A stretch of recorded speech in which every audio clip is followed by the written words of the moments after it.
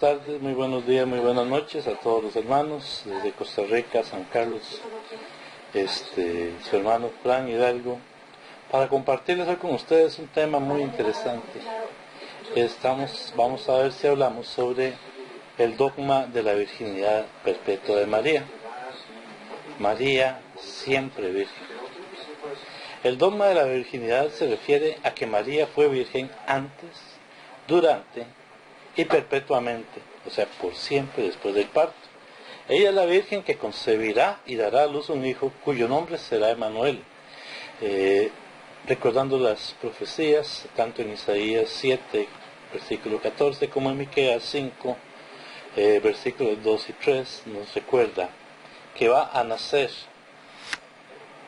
el Mesías de una virgen.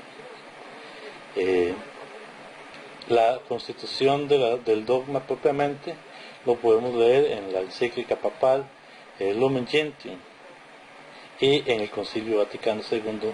Sin embargo, ya más atrás, y como vamos a ver, también se ha venido proclamando este dogma. Y podemos leer que la profundización de la fe en la maternidad virginal ha llevado a la Iglesia a confesar la virginidad real y perpetua de María, incluso en el parto del Hijo de Dios, hecho hombre.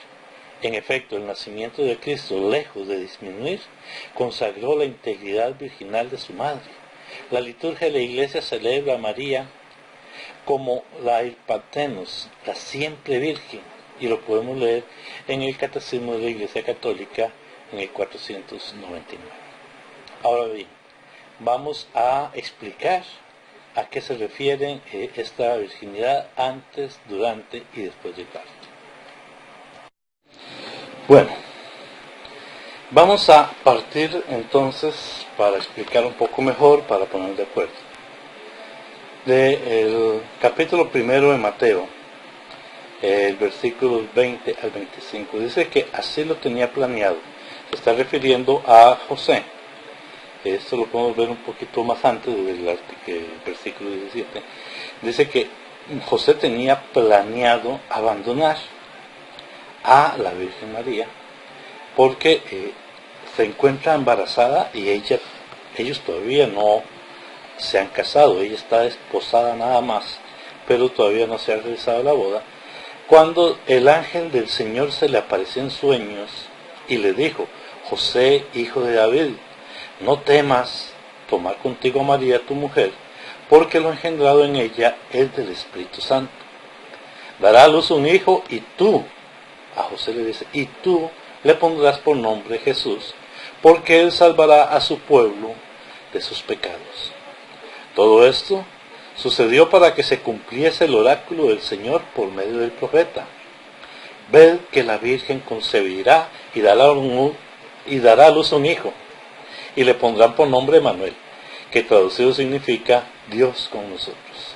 Despertando José del sueño, hizo como el ángel del Señor le había mandado, y tomó consigo a su mujer, y no la conocía hasta que ella dio a luz a un hijo, y le puso por nombre Jesús. Esta profecía es la que hablábamos antes en Isaías 7:14. Y yo creo que en eso no tenemos mayor problema ni con los hermanos protestantes ni con nadie. Yo pienso que en este caso todos estamos de acuerdo en que María fue virgen antes del parto, porque el profeta lo dice y Mateo así nos lo indica. Incluso podemos tomar otros versículos en Lucas donde también vamos a ver que en este caso no hay problema. Sabemos que la sombra de Dios la cubre y a través del Señor, del Espíritu Santo, es que María queda embarazada. Ahora bien, aquí nos encontramos con una serie de circunstancias y de gentes que empiezan a cuestionar. Y la primera dice que no la conocía hasta que ella dio a luz a un hijo. O sea, la palabra conocer se utiliza en este caso que no tenía relaciones con ellas, y utiliza la palabra hasta, que ya se ha explicado en otros videos y por eso no vamos a profundizar en este caso. pero sí vamos a tomar en cuenta algunos aspectos muy importantes de este pasaje. Estábamos hablando de Mateo en el capítulo 1.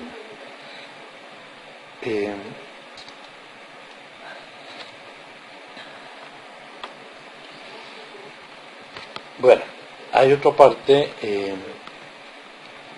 en que nos habla de que, bueno, a partir de ese momento, y ya vimos que no, parte de lo que nos indican hermanos separados, incluso algunos católicos, es que María tuvo otros hijos. También va a haber un tema específicamente dedicado para hablar sobre los hijos de María, cosa que en la palabra de Dios, en las escrituras, en la Biblia, vemos claramente de que María no tuvo más hijos. Pero entonces vamos a tocar por qué María no tuvo relaciones sexuales con su esposo José, si estaban casados, que qué importaba. ¿Realmente importa que María sea virgen o no importa que María sea virgen? Ese es el detalle en que nosotros tenemos que aprender y a saber qué es importante y qué no y por qué. Pues bien, cuando estábamos hablando de Isaías 7, 10 al 14, recordemos el contexto, se está hablando de que Dios le dice, pídeme una señal. Y el profeta dice, no quiero tentar a Dios, pues bueno, yo te daré una señal. Pues el mismo Señor va a darnos una señal, así es como dice. He aquí que una doncella está encinta y va a dar luz a un hijo y le pondrá por nombre Emmanuel. Como podemos ver aquí, en realidad Dios no se queda quedito. Dios da dos señales. La doncella o la virgen está encinta. Una virgen no puede estar encinta. Y va a dar a luz un hijo y le pondrá por nombre. Si es virgen, ¿cómo da a luz? Se perderá la virginidad. Vamos a aclarar un aspecto muy importante de esto. ¿Qué es una señal? Una señal es algo que nos va a diferenciar de lo tradicional, de lo normal, de lo corriente, de lo rutinario. Si yo le pido a mi novia que me dé una señal de su amor, ella me va a decir, ¿cuántos besos? No, porque siempre nos besamos. Pero si ella me dice, la mejor señal de que te amo es que todos los días voy al Santísimo a orar por ti, a la cruz. Eso es completamente diferente, ¿verdad? Por eso tenemos que entender de que la señal es algo que se va a ver y se va a notar, se va a apreciar como tal, porque si nosotros vemos, sí, que una virgen dará a luz, es algo muy diferente, pero si decimos que la mujer de José va a dar a luz, sí está bien, queda embarazada. Esa es la primera parte. Ahora, por eso es que cuando decíamos, es importante que se cumpla la promesa, es importante que María sea virgen, sí, porque en la virginidad de María se está cumpliendo la profecía, la señal que nos da el Señor en Isaías. Si no fuera una señal, una promesa clara, entonces en Jesús no se hubiera cumplido la profecía de que la Virgen iba a dar a luz, antes, durante y lógicamente después. En Mateo 1:18 nos explica claramente, y vamos a razonar un poquito con la escritura, lógicamente. Dice, la generación de Jesucristo fue de la siguiente manera. Su madre María estaba desposada con José, y antes de empezar a estar juntos ellos, se encontró encinta por obra del Espíritu Santo.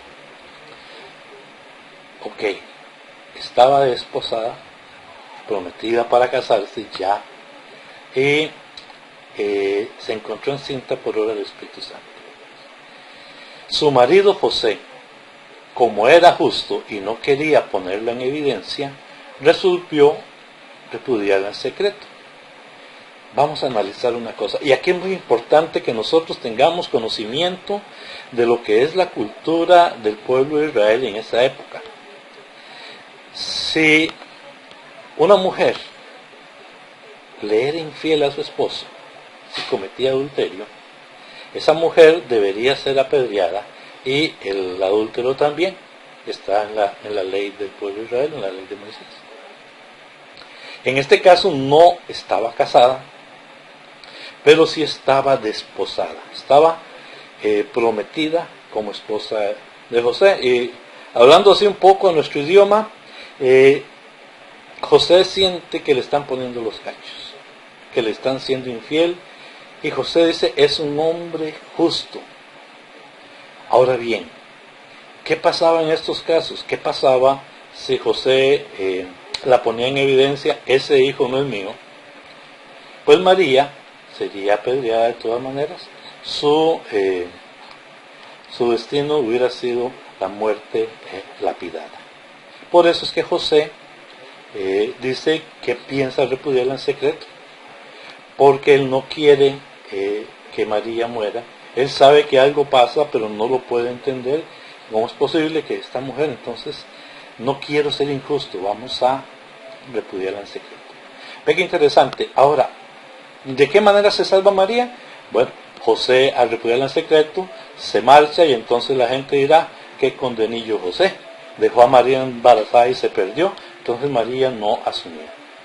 Pero había otra manera muy importante que tenemos que entenderla.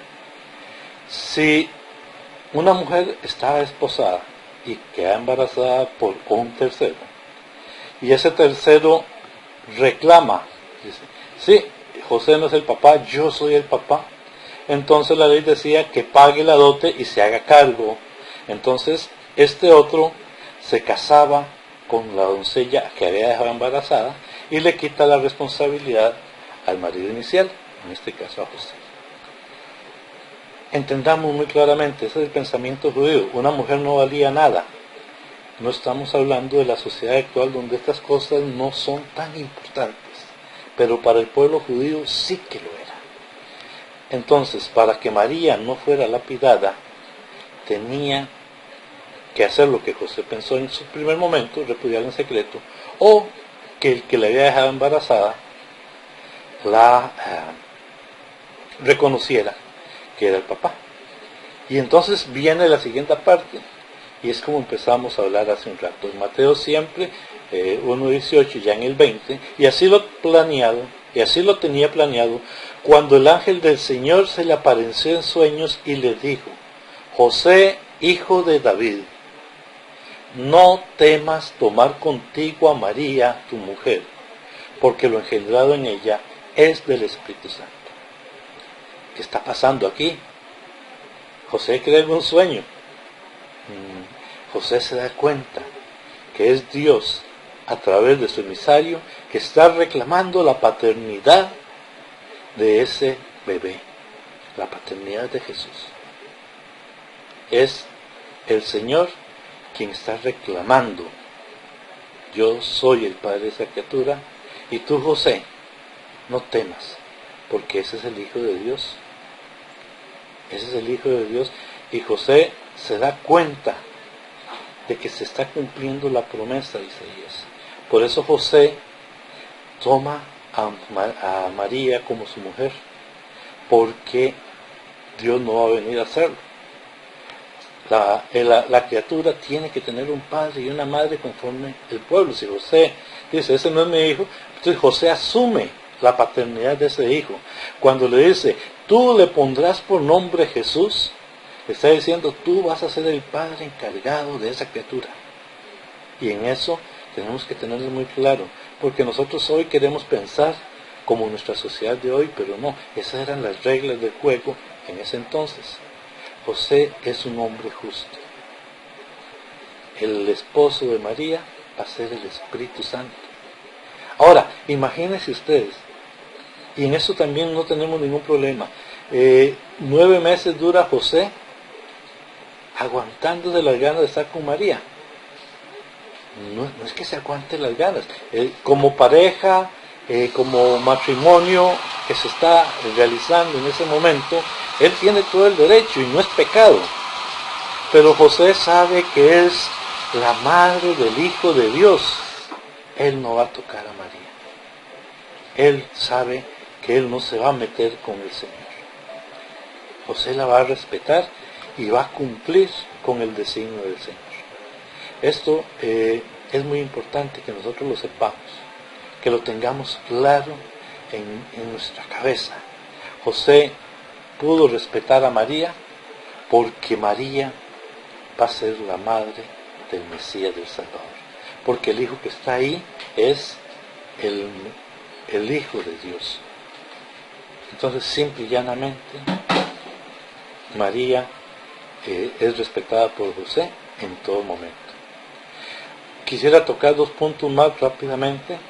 Es que algunos hermanos me comentan que no, que es que Jesús es el primogénito de Dios, y entonces María tuvo otros hijos porque el primogénito significa que es el primero. Y no necesariamente. ¿Por qué? Voy a explicarlo rápidamente y si podemos les agregamos las citas, ¿ok? Primogénito es el primero, pero también el primogénito es el primero en recibir las bendiciones del Señor. No necesariamente es el primer hijo que nace. Y lo más clarito está en el caso de Esaú y Jacob. Dice que Esaú venía del monte de cacería y venía cansado y con hambre. Y Jacob había hecho un plato de lentejuelas.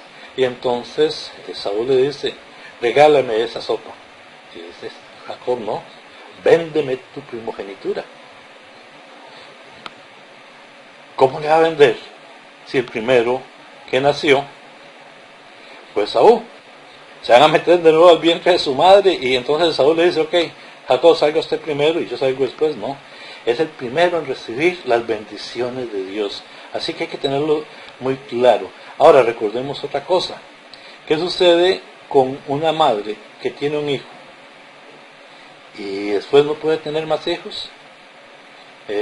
¿Cómo se sabe que es el primer hijo, que es el primogénito, y de varios, si no pudo tener más hijos?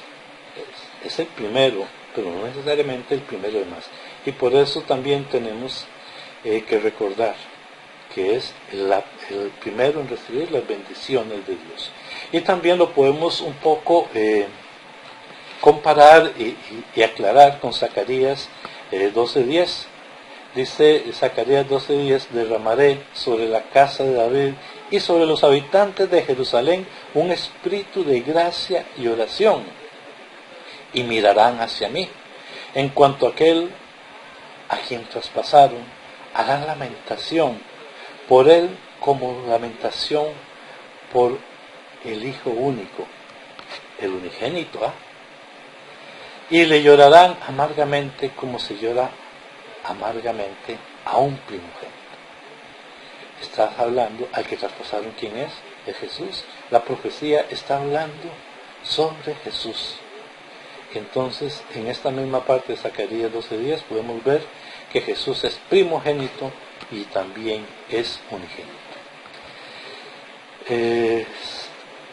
Sobre los hijos de María se explicó también en otro tema, no lo vamos a tocar, ya lo aclaramos, ¿verdad?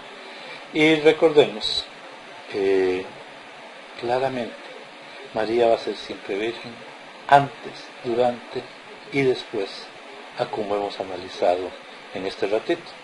Pues bien, espero que este video haya servido en verdad para la gloria del Señor, haya servido de formación y que podamos entre todos pues seguir adelante, amando a nuestra Madre María, que es increíble, amando la palabra de Dios, instruyéndonos, informándonos y formándonos para la gloria de Dios. Paz y bien, hermanos, yo soy Fran Hidalgo desde San Carlos, Costa Rica, y les deseo en verdad las bendiciones de Dios. Que tengan muy buenos días, muy buenas tardes o muy buenas noches.